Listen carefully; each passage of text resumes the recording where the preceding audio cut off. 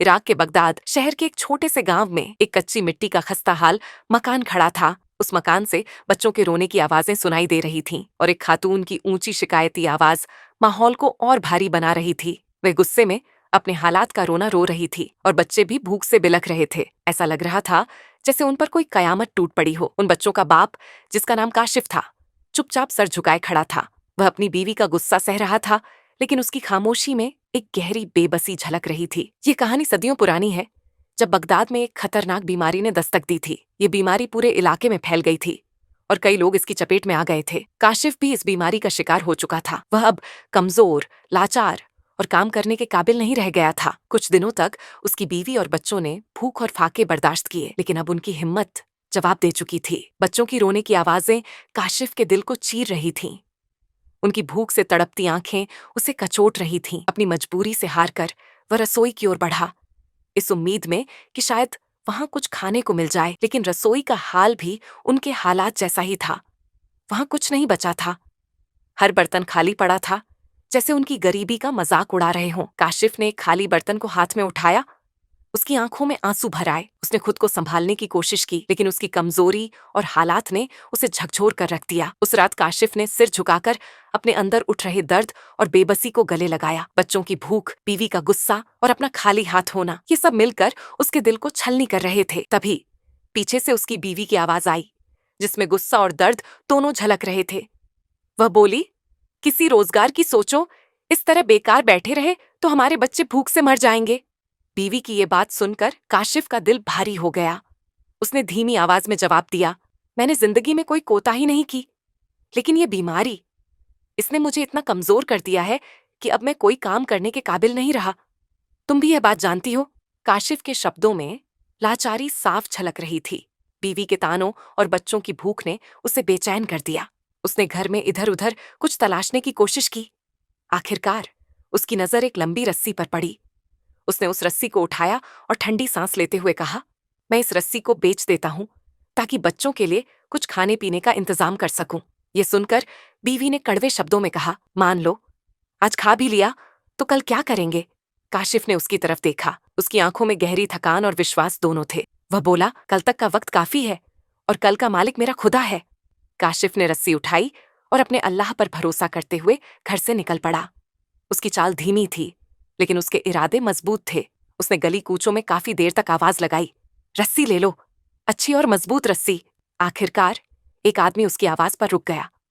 उसने रस्सी को ध्यान से देखा और कहा, मैं इस रस्सी के बदले तुम्हें 1 दीनार सोने का सिक्का दे सकता हूँ। काशिफ ने गाहक से कहा, इस रस्सी की कीमत 1 दीनार से ज्यादा है। चंद साल पहले मैंने इसे काफी ऊंची कीमत पर खरीदा था। लेकिन गाहक ने काशिफ की बेबसी भांप ली थी। उसने ठंडे लहजे में जवाब दिया, मैंने जो कीमत लगाई है वही मुनासिब है। अगर बेचनी है तो रस्सी मुझे दे दो और 1 दीनार ले लो, वरना जाओ किसी और गाहक को ढूंढो। काशिफ के पास और कोई चारा नहीं था। मरता क्या न करता।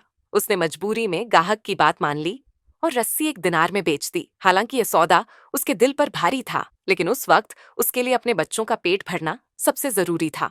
1 दीनार लेकर काशिफ खुशी खुशी घर की ओर बढ़ा। रास्ते में वह सोच रहा था कि अब वह बीवी और बच्चों के लिए कुछ खाने पीने का सामान खरीद सकेगा।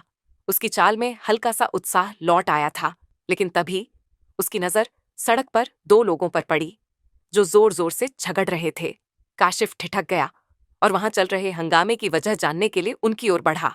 करीब पहुंचकर उसने देखा कि एक नौजवान ने एक बूढ़े आदमी का गला पकड़ा हुआ था और उसे जबरदस्ती अपने साथ ले जाने की कोशिश कर रहा था। बूढ़ा आदमी बेबस होकर हाथ पैर मार रहा था, अपनी जान बचाने की कोशिश कर रहा था। काशिफ ने नौजवान को डांटते हुए कहा, ऐ जवान, यह बुजुर्ग तुम्हारे बाप की जगह है, इससे ऐसा बुरा सलूक क्यों कर रहे हो? बूढ़े आदमी ने काशिफ की तरफ बेचारगी से देखा और थरथराती आवाज में कहा, साहब, ये शख्स मुझे सिर्फ 1 दिरहम चांदी का सिक्का की खातिर काजी की अदालत में ले जाना चाहता है, ताकि मुझे कैद खाने भिजवा सके। मैंने इस शहर में कई सालों तक इज्जत की जिंदगी गुजारी है, लेकिन अब एक मामूली रकम की वजह से मुझे बेइज्जती झेलनी पड़ेगी और जेल जाना पड़ेगा। आप ही बताइए, क्या अल्लाह ताला को यह बात पसंद आएगी? काशिफ ने बुजुर्ग की बातें सुनी तो उसका दिल भर आया। वह सोचने लगा, क्या ऐसा भी हो सकता है कि कोई मुझसे भी ज्यादा जरूरतमंद हो? अगर यह बूढ़ा कैद खाने चला गया तो इसकी बीवी और बच्चों का खर्च कौन उठाएगा? ये सोचते ही काशिफ ने अपनी जेब में हाथ डाला और जो एकमात्र दीनार उसके पास था उसे बाहर निकाला। उसने नौजवान की तरफ बढ़ाया और कहा, यह लो, ये रहा एक दीनार। अब इस बूढ़े को छोड़ दो ताकि ये अपने घर वालों के पास लौट सके। नौजवान ने दीनार लिया और बिना कुछ कहे वहां से चला गया। बूढ़ा संभल कर खड़ा हुआ और काशिफ की तरफ गहरी कृतज्ञता से देखा। उसकी आंखों में आंसू थे। उसने हाथ उठाए और दुआ देते हुए कहा, तुम्हें अल्लाह इसका 100 गुना अजर देगा। तुम्हारी यह नेकी तुम्हारे हर दुख को दूर करेगी। बुजुर्ग की दुआओं को सुनते हुए काशिफ ने हल्की सी मुस्कान के साथ सिर झुकाया और घर की तरफ चल दिया। लेकिन उसके दिल में एक अजीब सी कशमकश चल रही थी। वह सोच रहा था, अब मुझे खाली हाथ घर लौटना होगा। बच्चों के लिए कुछ भी खाने का इंतजाम नहीं कर सका, लेकिन फिर भी इस बात का सुकून है कि मैंने अपनी गुर्बत के बावजूद एक नेकी का काम किया है। काशिफ घर पहुंचा। दरवाजे पर खड़ा वह कुछ पलों के लिए खामोश रहा। उसकी आंखें जमीन की तरफ झुकी हुई थीं। उसकी बीवी ने उसे देखा तो सब समझ गई। वह हैरानी और गुस्से के साथ बोली, क्या हुआ? तुम खाली हाथ क्यों लौटे? और वह रस्सी जो तुम लेकर गए थे उसका क्या हुआ? काशिफ ने गहरी सांस ली। उसकी आंखों में थकावट और सुकून दोनों का अक्स था। उसने अपनी बीवी की तरफ देखा और धीरे धीरे पूरी बात बताने के लिए तैयार हो गया। काशिफ ने अपने किए का तमाम वाकया बीवी के सामने बयान किया। उसने बताया कि कैसे उसने अपनी आखिरी पूंजी, एक दीनार, एक जरूरतमंद बूढ़े को कैद खाने से बचाने के लिए दे दिया। उसकी बीवी, जो पहले ही बच्चों की भूख और गरीबी से परेशान थी, सुनकर गुस्से और बेबसी में कहने लगी, तुमने जो किया वह बेशक नेक काम था। एक बूढ़े को कैद खाने से निजात दिलाई, लेकिन तुम्हें यह भी समझना चाहिए था कि जो चिराग घर की रोशनी के लिए होता है उसे मस्जिद में ले जाना जायज नहीं। अब बताओ, अपने बच्चों को कैसे बहलाओगे? उन्हें कहाँ से खिलाओगे? इस शहर में कौन आएगा जो हमारे बच्चों का पेट भरेगा? काशिफ उसकी बातें सुनकर चुपचाप खड़ा रहा। फिर धीरे से बोला, तुम सही कह रही हो, मैं तुम्हारी हर बात तस्लीम करता हूं, लेकिन समझो, वह बूढ़ा हमसे ज्यादा मुसीबत का मारा था। अब जो होना था वो हो चुका है। तुम्हारे रोने धोने से हमारा एक दीनार वापस नहीं आएगा। इसीलिए इन बातों को छोड़ो और ये सोचो कि आगे क्या करना है। शायद कोई दूसरा रास्ता निकल आए। उसकी बीवी की बातें कड़वी जरूर थीं, लेकिन काशिफ को पता था कि वह दुरुस्त हैं। अब वह सोचने लगा कि आगे क्या करें। उसके दिल और दिमाग में बेचैनी थी। अचानक उसे एक ख्याल आया। वह अपनी जगह से उठा और घर में इधर उधर टूटे फूटे सामान को टटोलने लगा। शायद कुछ ऐसा मिल जाए जिसे बेचकर बच्चों का पेट भरा जा सके। वह कभी रसोई में गया तो कभी कमरे के कोनों में झांकने लगा, लेकिन हर जगह उसे खालीपन और गरीबी का मंजर ही नजर आया। उसे बेचने लायक कुछ भी नहीं मिला। थक हार कर वह वापस अपनी जगह पर खड़ा हो गया। उसकी आंखों में हताशा झलक रही थी। अगर इस बार कोई चीज ले गया तो उसे बेचने के बजाय गिरवी रखूंगा। कम से कम वो चीज हाथ से नहीं जाएगी। बीवी ने कड़वाहट से कहा, घर में बचा ही क्या है जिसे गिरवी रख सकोगे? काशिफ छोटे से सहन में खड़ा इधर उधर देखने लगा। उसकी नजर पुरानी सुराही पर पड़ी। उसने धीमे स्वर में कहा, यह सुराही, इसे ही ले जाता हूं। इसके बदले एक छोटी सुराही ले आऊंगा और साथ में खाने का कुछ सामान भी। गुस्से से भरी बीवी ने झल्लाकर जवाब दिया, इस पुरानी सुराही से भी हाथ धो लो। इसे न कोई खरीदेगा न गिरवी रखेगा। बेहतर है इसे तोड़ दो या किसी को बख्श दो। काशिफ ने ठंडी सांस ली, सुराही को उठाया और मायूस होकर कहा, मुझे जलील मत करो, मैं ये सब बच्चों के लिए कर रहा हूं। इसके बाद उसने घर से बाहर कदम रखा, बाजार पहुंचा और सबसे पहले एक अत्तार की दुकान पर गया। कर्ज मांगते हुए सुराही दिखाकर कहा, मेरे पास सिर्फ यही सुराही है, इसे गिरवी रख लो और मुझे थोड़ा कर्ज दे दो। अत्तार ने सुराही को घूरते हुए कहा, ये पुरानी इस्तेमाल शुदा सुराही, इसका रंग भी उड़ चुका है, ये गिरवी रखने लायक नहीं, कोई और चीज लाओ। काशिफ की उम्मीदें टूटने लगीं। वह एक दुकान से दूसरी दुकान गया, लेकिन कहीं सफलता नहीं मिली। सूरज डूबने को था, अंधेरा छा रहा था।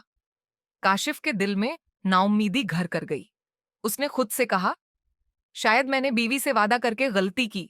इस सुराही को अब बेच देना ही बेहतर होगा। वह बाजार में सुराही बेचने की कोशिश करने लगा, लेकिन कोई खरीदार नहीं मिला।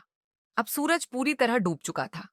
काशिफ थका हारा गली के एक कोने में जाकर बैठ गया। तभी एक मछली बेचने वाला वहां आया। दोनों अपनी मुश्किलें साझा करने लगे। मछली वाले ने कहा, हम दोनों एक जैसे हालात में हैं। ऐसा करो, मैं तुम्हारी सुराही ले लेता हूं, बदले में यह मछली दे देता हूं। कम से कम आज रात तो तुम्हारे बच्चे भूखे नहीं रहेंगे। काशिफ ने कुछ सोचा और फिर कहा, इससे बेहतर और कोई चारा नहीं। कम से कम खाली हाथ घर नहीं जाऊंगा। अब काशिफ के पास एक छोटी मछली थी। वह घर लौटा। जब उसने मछली बीवी के सामने रखी तो वह पहले खुश हुई, लेकिन फिर झल्लाकर बोली, तुमने वादा किया था कि सुराही फरोख्त नहीं करोगे, बल्कि छोटी सुराही लाओगे। अब हमारे पास बचा ही क्या है। काशिफ चुपचाप सिर झुकाए बैठा रहा। बीवी ने थाली और चाकू उठाया और मछली साफ करने लगी। अचानक उसकी नजर मछली के पेट में चमकती चीज पर पड़ी। यह क्या है? उसने हैरत से कहा। काशिफ ने आगे बढ़कर देखा और खुशी से चिल्ला पड़ा, मोती! ये तो कीमती मोती है। उसकी आवाज से घर का सन्नाटा खुशी में बदल गया। वह रात काशिफ और उसका परिवार इबादत में गुजारते रहे। सुबह होते ही वह मोती लेकर जौहरी के पास गया। मोती के बदले में उसने भारी रकम हासिल की। काशिफ खाली हाथ नहीं लौटा। उसके पास दिरहम और दीनार से भरी गठरी थी। उसने अपने परिवार की जरूरतें पूरी की और उनके जीवन में सुख लौट आया। दोस्तों, ये कहानी हमें सिखाती है कि मुश्किल हालात में भी उम्मीद नहीं छोड़नी चाहिए। अगर आपको यह वीडियो पसंद आई हो तो लाइक करें, कमेंट करें और हमारे चैनल को सब्सक्राइब करें।